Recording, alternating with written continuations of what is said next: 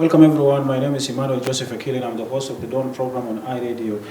It's our pleasure today to visit the office of Right Honorable Speaker of the RTNLA, Honorable Jema Nunu. We are going to talk about a wide range of issues in her office pertaining the implementation of the revitalized peace agreement, the economy, the activities of the new August House, plus the ongoing construction of the premises. It's our pleasure to be here in your office today, Right Honorable Speaker Jema Nunu. Thank you very much. Right.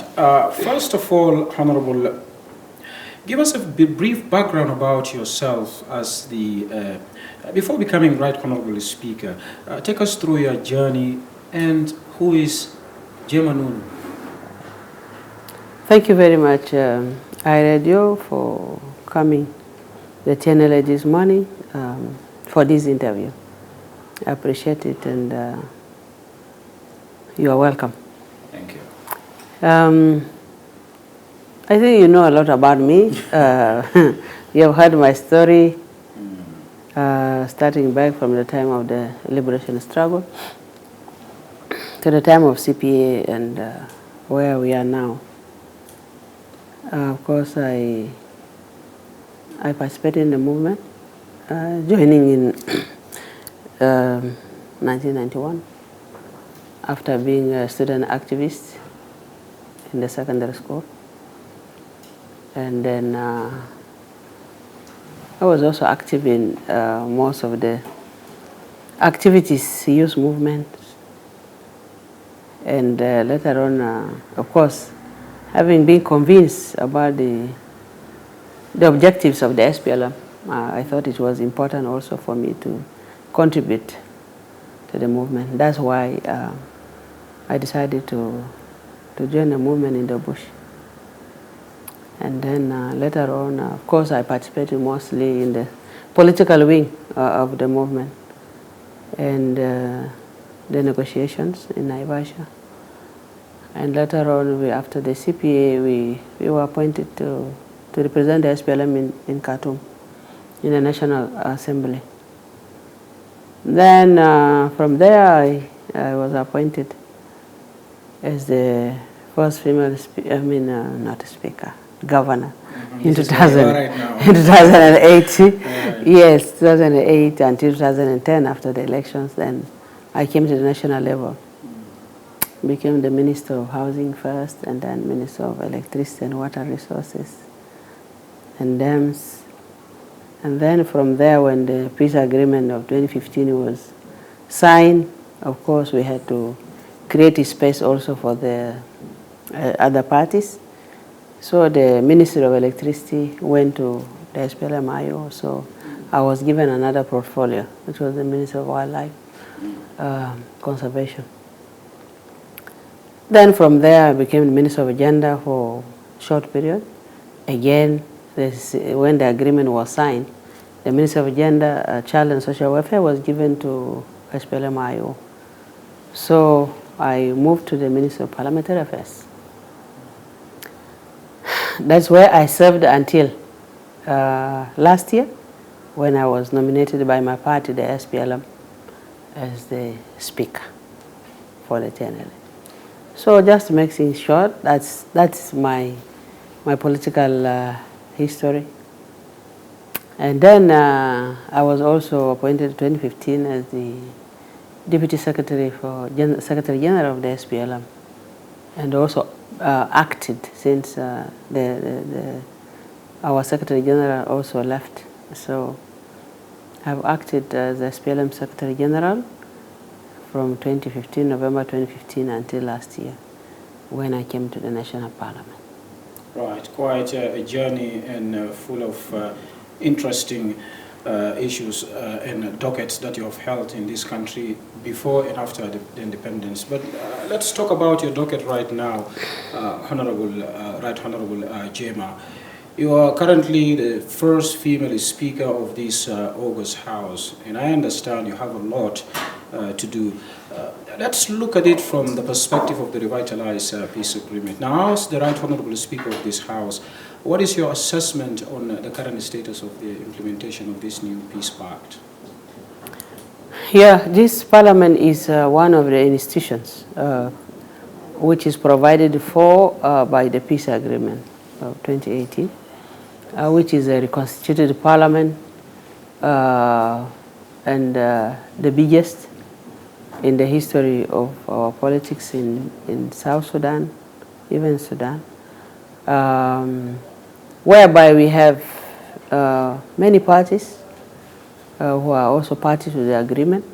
And also we have a big number of 550 members of the TNLA, plus 100 members of the Council of States. So this makes a total of 650 legislature.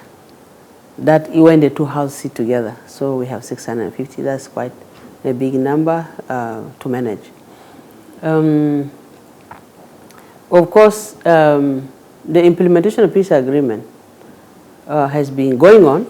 As you have seen, the national government was established, the presidency, the cabinet, and then the state assemblies, which are still actually being established, and then the reconstituted Transitional National Legislative Assembly was reconstituted last year in August. So these are milestones in the implementation of the peace agreement. That is about chapter 1, which talks about the government structures and the establishment. Then we have chapter 2, which is very important for the stability of the country, which is about the security arrangement. That one is still going on. We understand the challenges that are there. That's why the implementation is slow. Actually, I think we are a bit behind the schedule with the implementation of the peace agreement. But this is in the context of the difficulties we have in the country in terms of the economic situation. Because first of all, this revitalized agreement does not enjoy the same support, international support that the CPA had. Because for the CPA, we had a lot of external support in terms of finances, where it started with the convening of the donor conference in Oslo, where donors came to pledge their support. And actually they provided support, financial support, beside the technical support. But this agreement is entirely the responsibility of the government to provide financing. And that's why the challenge is, because there are certain institutions that are not able to function well because of lack of funding. The international community, yes, they are supporting, but mainly in the humanitarian side, because we also have a lot of humanitarian situation in the country. First, the displaced people, and then the floods has also made things worse. And then the COVID-19 has also complicated things a lot. Including the desert locusts as well. Yes, desert locusts. So you can see the challenge.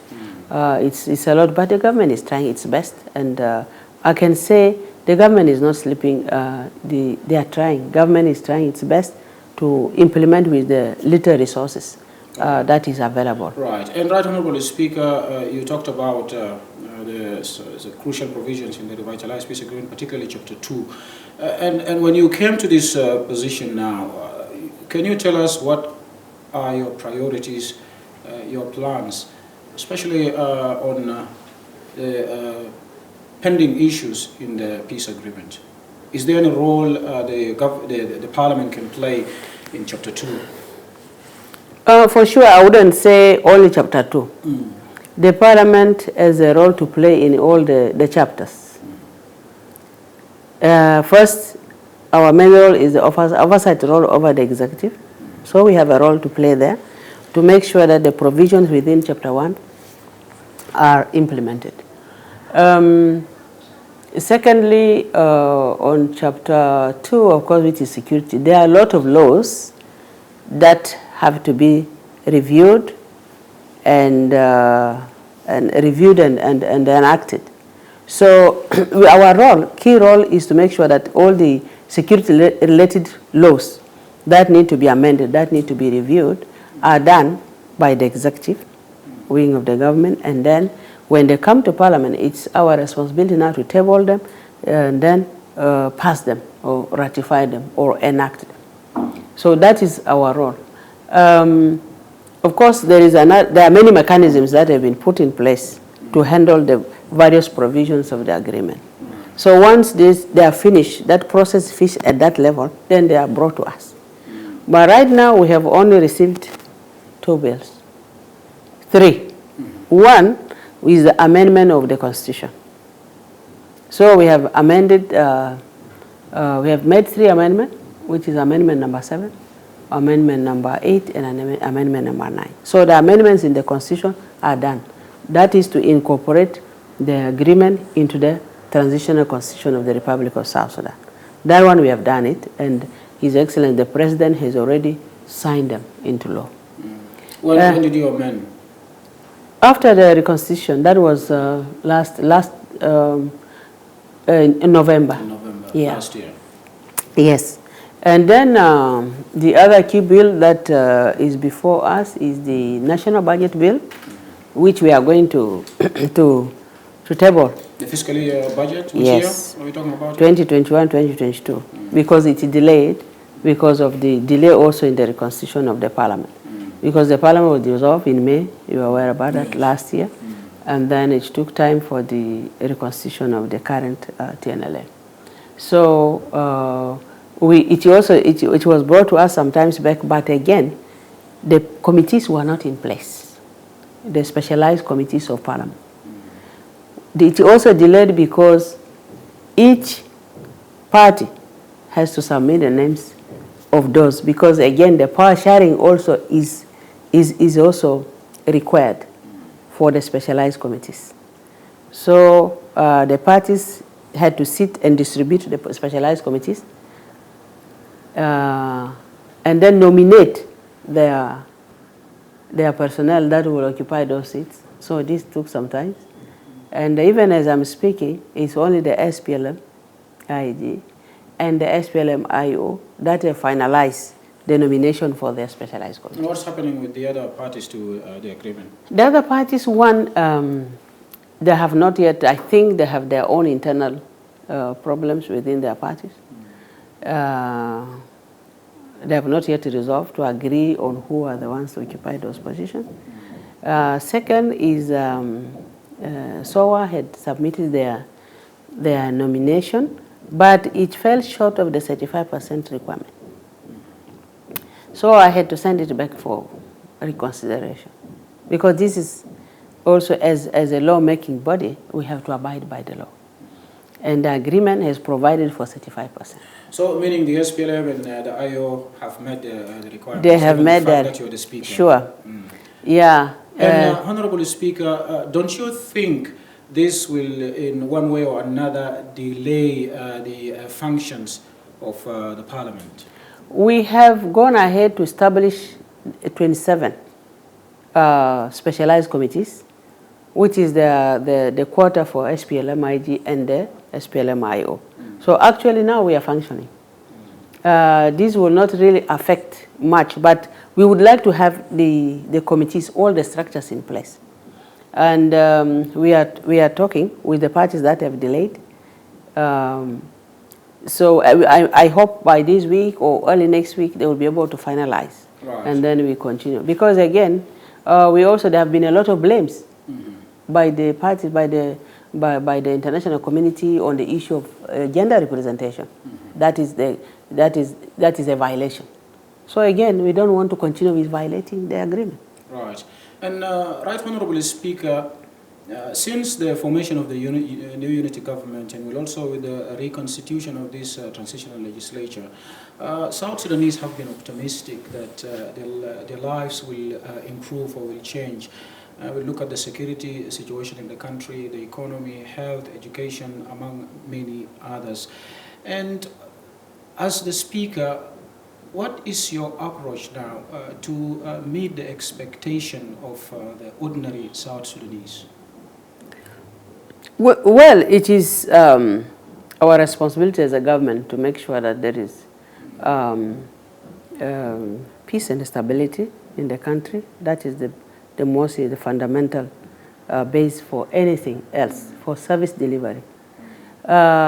Second, of course, service should be delivered to our people.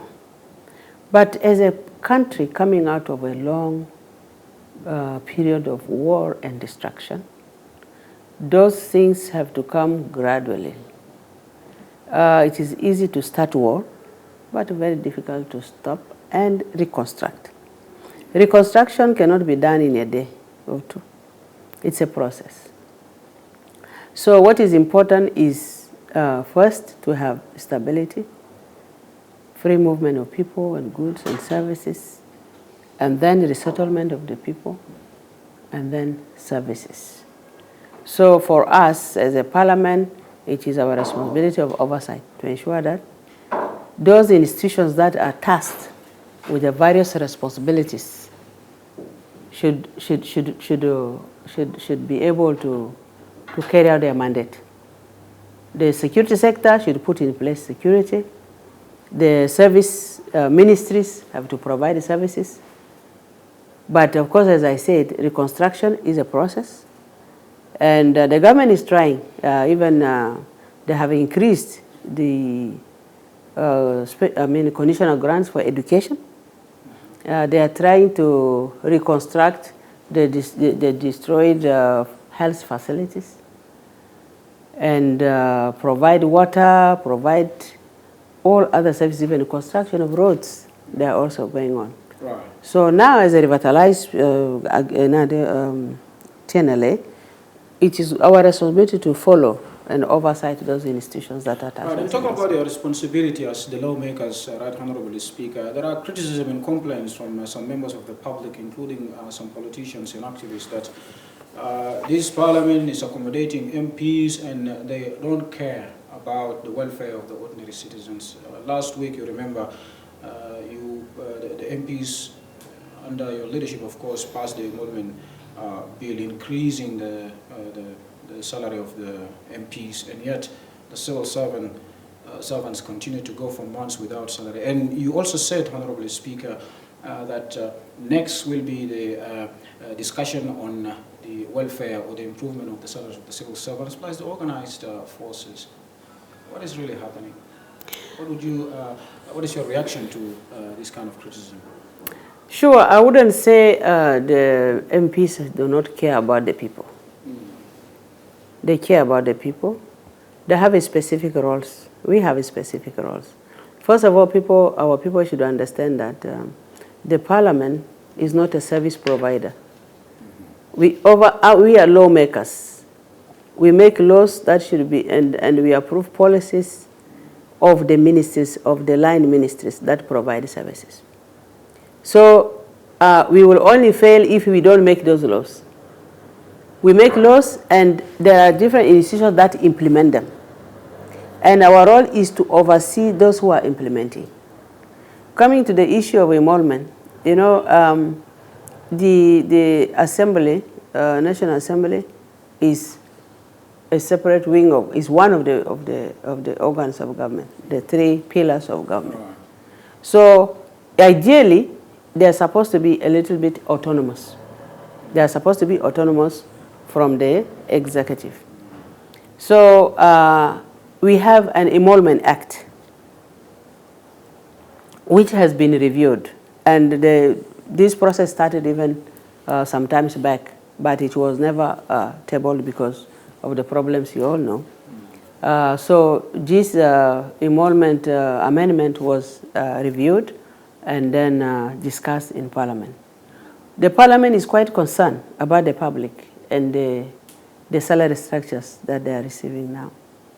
And this has been discussed even by the Parliament, that the inflation does not match with the current salary structures of the civil servants.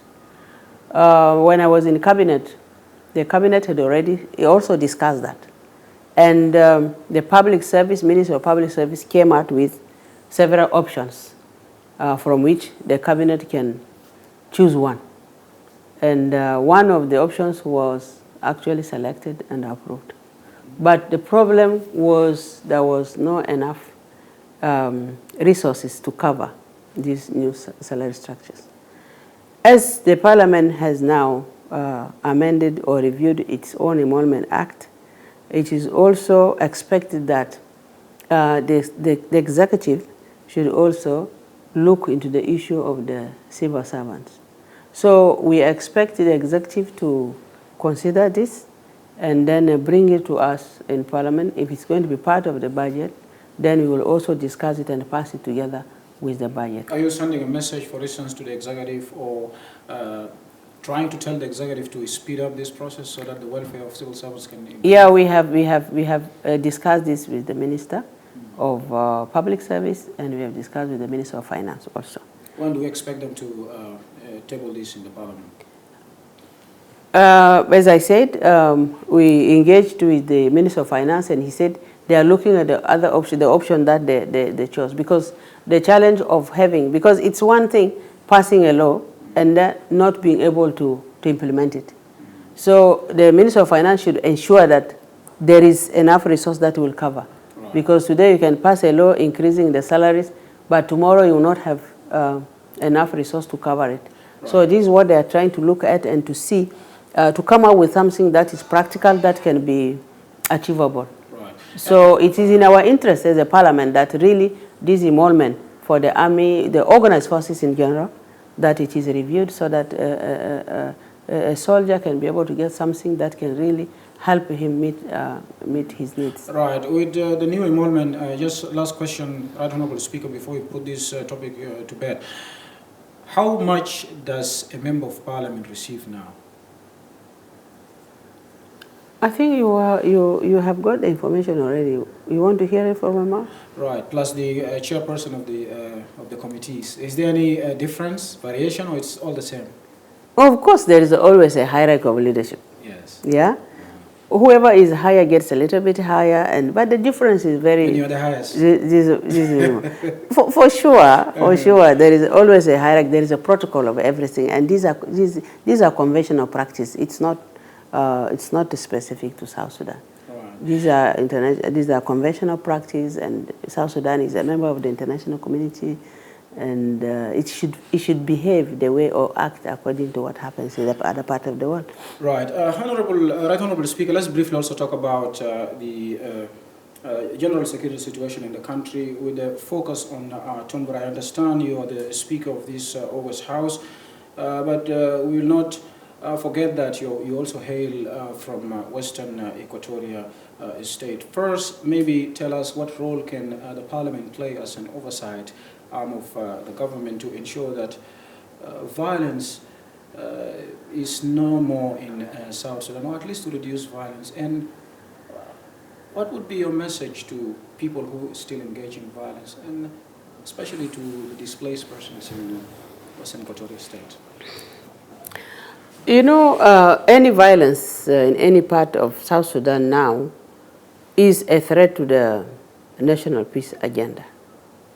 And it's important that whenever there is any conflict or violence coming up in any part of the country, it has to be handled immediately. It has to be resolved immediately. Because it drains a lot of resources and energy of the government to attend to those conflicts, and definitely it in one way or the other can affect the overall implementation of the peace agreement. So as a Parliament, it is in our interest and the interest of the people of South Sudan that really we achieve comprehensive peace in all parts of South Sudan. What is happening in Tambura is very unfortunate. It's a very unfortunate situation, and it happened in other places, like in northern Baragazal. There was an attack by the Messeria, and many people were killed. In Pibor area also recently there was an attack by some groups on some communities, and people lost their lives. Yeah, in Jonglei state. So these are really unnecessary conflicts that should not be happening at this time. Because the South Sudanese should unite, should come together really, and rally behind the government to implement the peace agreement. When communities go into violence, communal violences, cattle raiding and so on, each draws the attention, it diverts the attention from the main agenda of peace. So we would really want to urge all the communities to live in harmony with each other. In Tambura, the situation there, I was in Tambura in June, heading a delegation, high-level delegation, as directed by His Excellency the President, for us to go and see what was happening there and try to bring that to an end and see what is the way forward, what can we do to stop the violence. So we went and interacted with different groups in Tambura, listened to them, what the problems were. The problem were just simple things like, oh, we are not represented here, we want to have our own chief, and so on and so on. How we can solve the problem? For me, I believe in dialogue. I believe in dialogue. I still believe that when we went, the recommendation we came out with was to have a peace conference to bring the Balanda and the Zandes and the other communities staying there. Where? In Tambura. Peace conference. Peace conference. That was our recommendation when we came in June. But in July, after we came back, the violence escalated. And now so many people were killed, basically slaughtered, and the houses burned. Does that mean they were not listening to you as the leaders? They did not listen. They did not listen, because if they listened, they could have not. They could have listened. They could have stopped fighting and then wait for the conference. We came here and coordination with the state government to mobilize resources for the conference. Now, are you frustrated with what is happening there? Now, since you were in the committee, you went there and you came back as the committee, and the violence still, the violence renewed or broke out again. For how long is it going to continue like that? For sure, nobody can be happy with such a thing, that you have gone as a leader, you have talked to the people. Because we went, all of us, the leaders from the area, Balanda, Zande, from SPLM and other parties, from SOA and other parties. We talked to them, they did not listen. I think they were already determined. So how can it be addressed once and for all? Right, Honorable Speaker. For me, the best way is really to sit and dialogue. So I still believe that the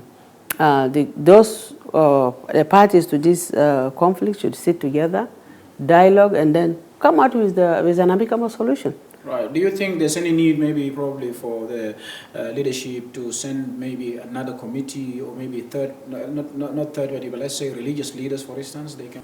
Recently, there is another interface group that came here to inform me, to seek our support and advise about the initiative they are taking, that they want to go there now and have dialogue. So for me, as a leader from there, I have no problem. This dialogue is still important, but the people are all displaced. 80,000, over 80,000 people have been displaced from Tambura. Those who are in Tambura are staying in a camp, protected by the UN. They are not in their homes. So the question is, what comes first? Because now people are afraid to go to their homes, to stay in their homes. They're in their camps. And most of them have been displaced to Izo and Yambio. Others have gone to Wow. Right. And right, Honorable Speaker, there are different statements. People blaming what is happening in Western Equatoria on leaders here in the capital, Juba. They claim that they are the ones fueling the conflict there. I think they should explain exactly how leaders in Juba are fueling the conflict. Because as a state government, it is their responsibility. That means you are clean, you did not fuel the conflict. Of course. How can I fuel the conflict? I am a leader from there. Would I be happy to see my people dying? Which leader can just want to see his or her people dying, and you are happy about it? I was a governor in that state. They call me Mama, and I'm happy about this because that is a respect. Both the Balanda, the Zande, and the other communities there, those in Meridi, they call me, they refer to me as their mother. Do you miss that position, being the governor? You know, I did my part. I don't envy anybody who is a governor out there. Yes, when I was a governor, I did what I did. But I'm okay where I am. I did my part, I have to move on. Right. And leave others to go. I can only advise them. If they want my advice, I can advise them. Right. And Right Honourable Speaker, before we can wind up our interview, we have 2 more questions. But before that, can you briefly assess the relations of South Sudan, New August House, with the region, for instance? I mean, after you took oath of office, we saw you traveling in a number of countries, attending some forums and international conferences. So how would you evaluate the relations of this parliament with the region and other countries as well? Yeah, the parliament enjoys very good relations with the other parliaments. We are active members of Interparliamentary Union, which is a global forum for all the parliaments of the world. And we are also an active member of the African Parliamentary Union, which is now a forum for all the parliaments of Africa.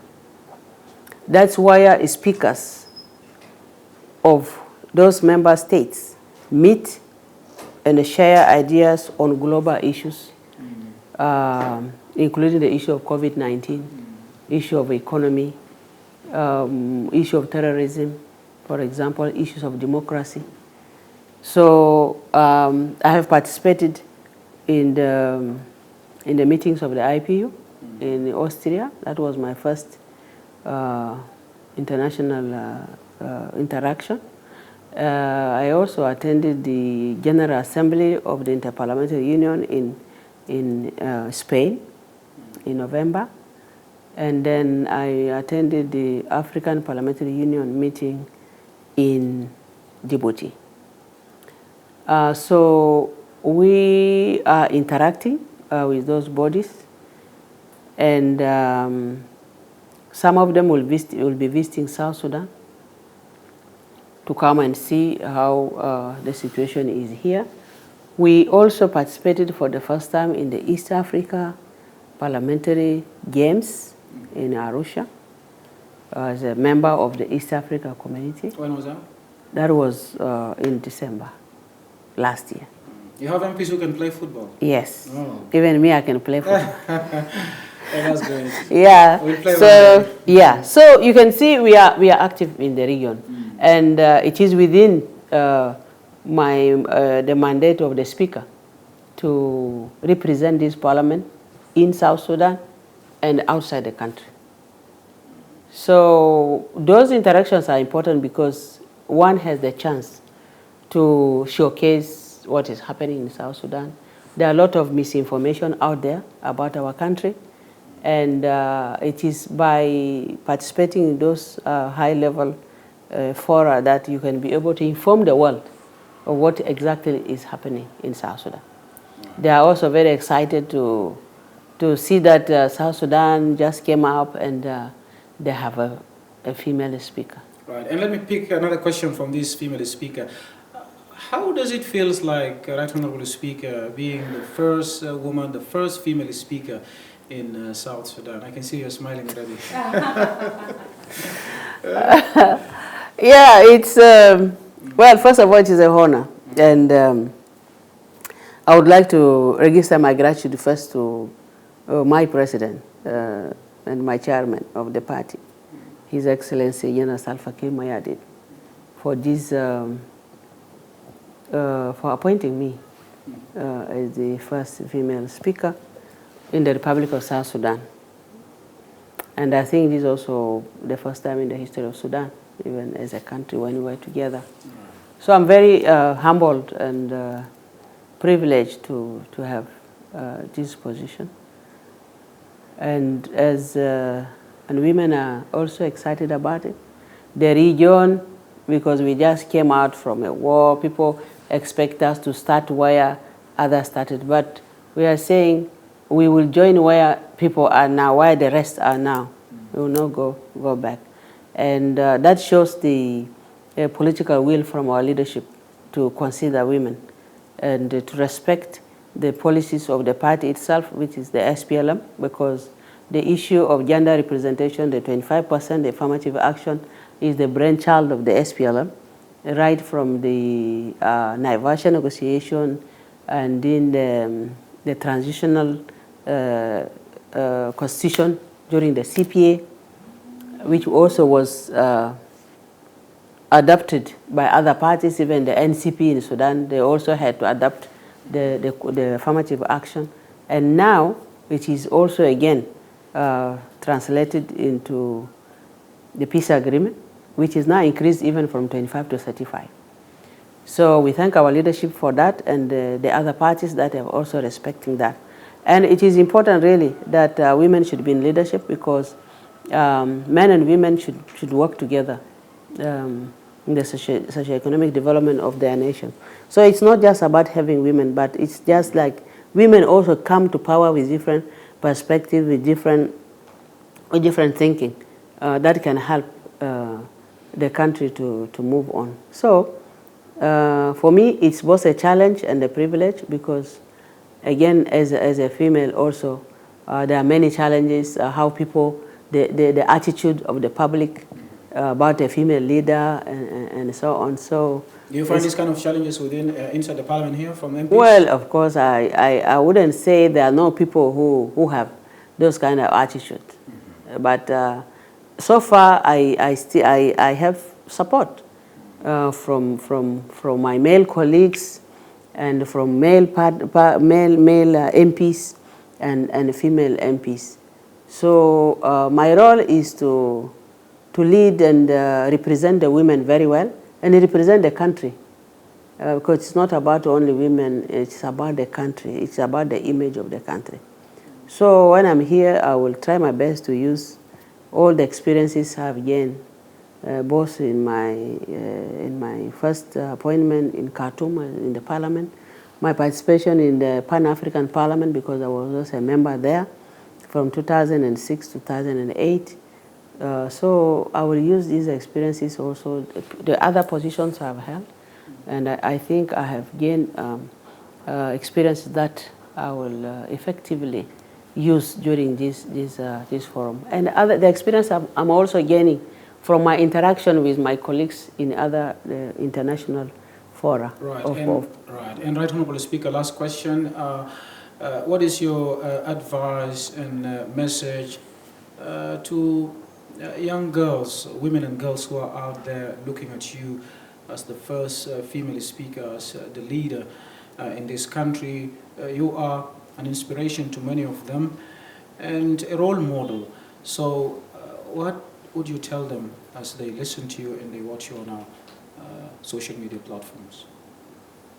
Yeah, yes, a lot of young girls look up to me as their role model, and most of them aspire to be like me.